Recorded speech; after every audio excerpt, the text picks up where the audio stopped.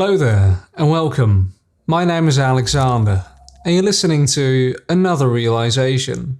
We often hear people argue with, "I choose not to see it that way," or "that is your truth but not mine." But does this actually resemble any line of reasoning? This strange way of arguing has persisted for quite some time after the turn of the 21st century. Usually, if you didn't know something, you would remain agnostic about it, until you found out if there was any significant evidence or ratiocination behind a particular claim or statement. Of course, none of us know absolutely everything there is to know, and none of us really have the time to look into everything with enough depth in order to establish a thought-out, coherent position regarding every single issue. But there has been this strange idea that nothing can really be known or proven at all, and that all opinions and positions are equally valid. This idea is based on the premise that all truth is relative, and that truth can never be known. This is also known as epistemological relativism or epistemic nihilism. Solipsism playing a part in this as well, being the ideology that people's perceptions determine reality, and that the self is the only thing that exists. All of these ideologies are based on another underlying premise, which is called nihilism, the doctrine that nothing actually exists or that existence or values are meaningless. By clarifying the definitions and premises, we can already identify some logical inconsistencies. The definition "all truth is relative" is a declarative sentence. It is stating a fact on which all relevant ideas are based. So already one truth has been established, which is that all truth is relative, which is inconsistent with the idea that no truth exists at all and that all truth is relative. So a more accurate definition of this ideology would be, truth can never be known and all truth is relative, except for this statement. If someone would say, there is no such thing as truth and all truth is relative, well, is that true? Yes, that is true. But you just said that there is no such thing as truth. Not much of a consistent ideology after all. These relativistic type of ideas have persisted largely due to the New Age movements, and have largely taken away the value of reason and discussion, and have substituted it for a bubble in which people can just levitate in their own ignorance. The real value of logic and reasoning skills is to strengthen one's ability to discern reality from falsehood, to establish a solid juxtaposition between fact and fiction. When people deny the need for any such juxtaposition because they believe that there is no difference, then this will largely lead people astray as they encounter countless statements for why something is or is not the case. And they will end up confused. "I don't know what to believe anymore" is a common example of someone who does not have a solid foundation for knowing what's real. This is especially true for many freedom fighters. How do you know what you're fighting for if things like freedom and truth are subjective and don't even mean anything? How do you know that you're even on the right side if you don't even know what is right and what is wrong? And if you're not sure about whether you're even on the right side, how do you expect to resist the wrong side? This gives me ample reason to speculate that the promulgations made, particularly by the New Age movements, are designed specifically for this purpose. To dissuade people from trying to find out what's right in order to lull the spirit to actually fight for what's right. That very essence, the spirit to fight for what's right, has been the sole enemy of all tyranny. But if you can extinguish that spirit by confusing the definition of what right even is, then you can prevent it from ever destroying your reign as a tyrant. Because nobody wants to risk their lives for something that they're not even sure about. Therefore, it wouldn't be surprising to me if they purposefully carried out such a psyop. And that brings us to the punchline. If we don't know what's real, we can't resist. Let us explore some of the common logical mistakes in the relativistic arguments. So again, the argument is, nothing in life is actually true and you can determine what is true for yourself based on what you want to be true. A reason for this is because people's perception of the truth differ a lot of time. Now that is not a rational argument. To say that there is no such thing as truth because people's perceptions of the truth differ a lot of times is exactly the same as saying, well, me and Derek were walking on this road together and we see a car that got driven into a wall and there is smoke coming out of it, etc. Me and Derek might believe different things about how that happened, but because nobody exactly knows how it happened and people have different speculations about how it happened, therefore, there is no reason for why it happened. The car's just sitting there, all destroyed with the bumper all bashed in, and there is no cause for that. Because people disagree about the cause, you see? That's just not how logic works. Yeah, some of us might be incorrect about why we think that car ended up in that condition, and some detective who is rationally trying to think through the possibilities of why that happened might get closer to knowing the correct reason for why it happened. But it's simply not rational to say that there is no reason for why it happened because people disagree about the reason. A more extreme example would be, well, we've been studying bees for this long, but there are so many theories about them and people have many disagreements about them, so therefore bees don't actually exist. That doesn't make any sense. That does not follow. It also requires quite a bit of hubris for somebody to say, well, because I don't know something, that means nobody else can know it.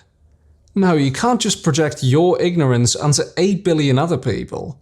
Now, I am aware that most people do this because they want to maintain friendly relations with other people, or they want to preserve a comfortable ambience, and want to avoid arguments and debates, because most people tend to be emotional when their beliefs are challenged. But there is an elephant in the room. And this is where we eventually find out if you're on the right side. The problem with trying to preserve a comfortable ambience or relationship is that it can never truly be comfortable when someone believes that it's okay for horrible things to be done unto other people. And many of you might say, what are you talking about? Allow me to ask you a few questions. Is it okay for me to impose what I believe or my truth on other people with violence? For example, by forcing you to hand over your money for the preferences and priorities that I deem necessary, because I believe that it's good. So if I were to say, I think we should fund this education system because I think it's very necessary, so I will force you to hand over your money for the education system that I deem necessary, or else I'm going to hurt you, kidnap you, and put you in a cage. Would that be okay? Or should people have the ability to make their own choices voluntarily? And should people have the freedom to decide for themselves what they spend their own resources on, and what they choose to do in life? If your answer was a no to the first question and a yes to the second question, then I agree. People should be free to make their own choices voluntarily. So would it instead be okay to let someone else impose my preferences and priorities on you? So now someone else knocks on your door this time and says, I'm here to collect your money in the name of that other guy so that we can fund the education system that he deems important. And otherwise, I'm going to hurt you and put you in a cage. Would that be okay instead, because somebody else is doing it for me as my representative?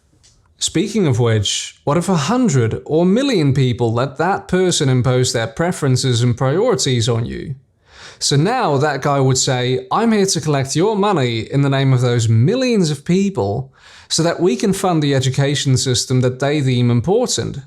Or else I'm going to hurt you, take you away from your family, and put you in a cage for several years. Would an increase in the amount of people who want to steal from you make it okay for them to do so? And what if those millions of people wanted to make it seem more official and decided to have a formal election and chose one of them as their official representative by having a vote, and then decided that the representative is going to have the right to steal from people and violently coerce people, so that the millions of people could impose their priorities, preferences, and their truth on the rest? Would the act of them making it seemingly official by having a vote and them agreeing that their representative now has the official right to steal from and attack people, now make it okay for them to steal your money?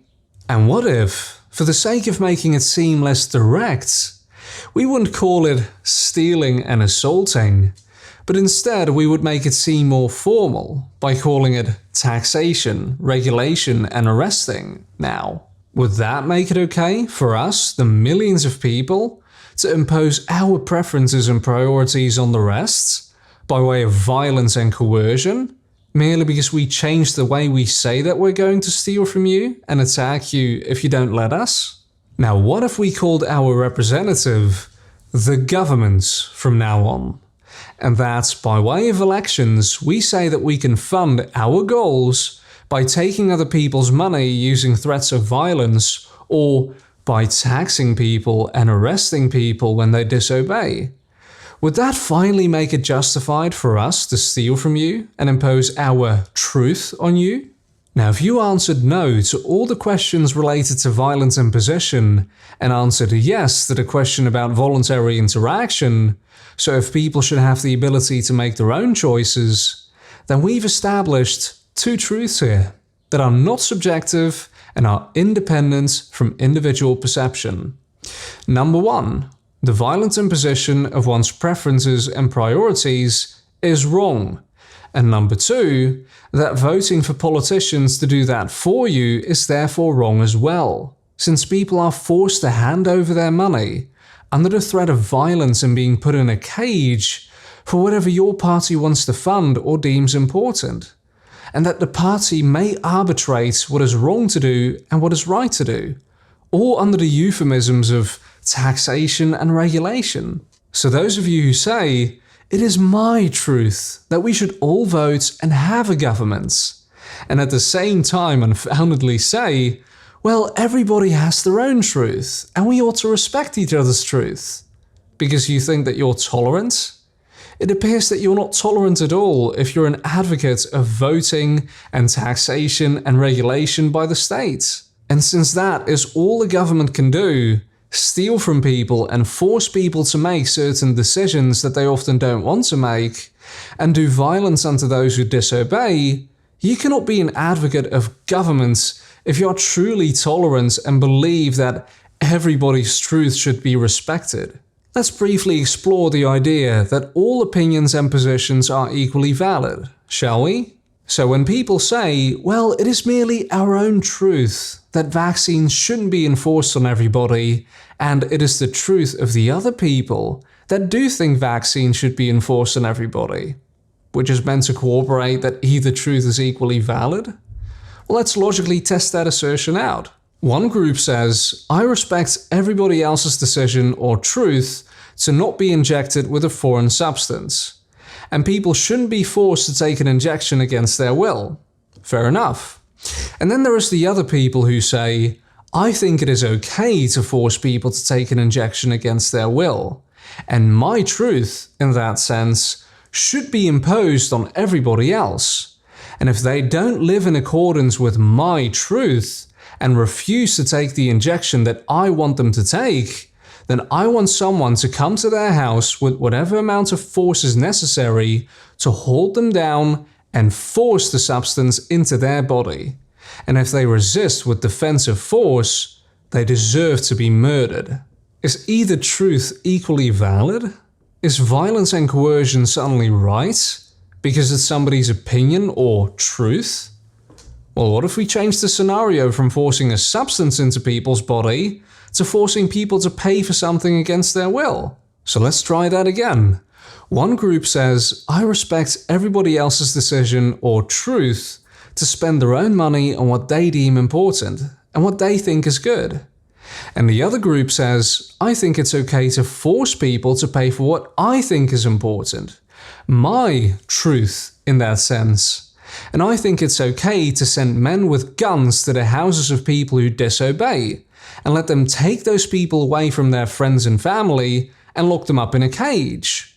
Do you still think that either truth is equally valid? To say that either truth is equally valid is like if I go up to you and point a gun in your face and say, give me a car. And you say, hey, you shouldn't do that.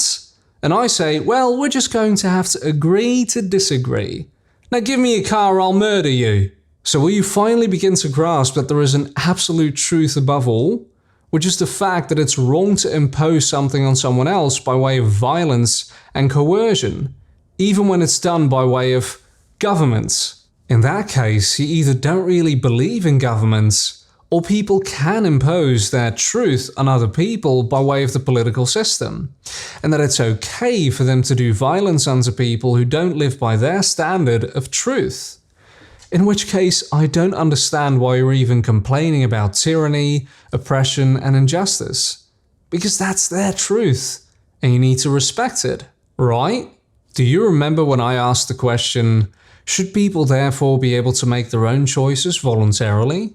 And should people decide for themselves what they spend their resources on and what they choose to do in life? So if you still want to believe that everybody's truth should be respected, wouldn't you be much more consistent with yourself if you just let people live their own lives and let them make their own decisions, instead of imposing your own preferences and priorities on others, and advocating violence to be done unto others for not living in the way that you want them to live, by voting for a politician that will impose that on others? Wouldn't it be much more preferable to let people live by their own moral conscience, instead of voting for a politician to force people to behave according to how he wants people to behave or how you want them to behave, and do violence unto those who disobey? Wouldn't it be much more preferable to let people fund what they deem important and necessary, instead of forcing people to pay for what you deem important and necessary, by way of the political system? Wouldn't it be much better to live, and let people live their own lives, instead of fighting, bickering, and whining over who should be on the throne of power called government, so that they can decide what people can or cannot do? So if you actually want to be on the right side, then stop with the voting. Because you're voting for people to get into power that are going to implement their version of tax policy, which by definition means that they're going to demand money from millions of people for whatever your party wants to do. And you are voting people into power who are going to force me and many others to fund things that we might not want to fund. So by definition, you are imposing your own values, your priorities, and your preferences on millions of other people, and you are forcing other people to fund or do things that you know they are against. And that doesn't fit the definition of tolerance. That more accurately fits the definition of aggression. So which one are you? Are you an aggressor? Or are you truly tolerant? And do you respect other people's freedom to make their own decisions voluntarily? And will you allow people to spend their own resources on what they deem important, instead of on what you deem important? The choice is yours. And if you still want to vote, and want people to be forced to hand over money for whatever your party wants to do, and want people to behave according to how your party wants them to behave, then at least be honest about it. Admit that you don't respect other people's freedom to make their own decisions, and that people should be forced to hand over money to the politician that you vote for, and that people should set aside their own free will and behave according to how your politician wants them to behave, and that you don't really believe in freedom for everyone.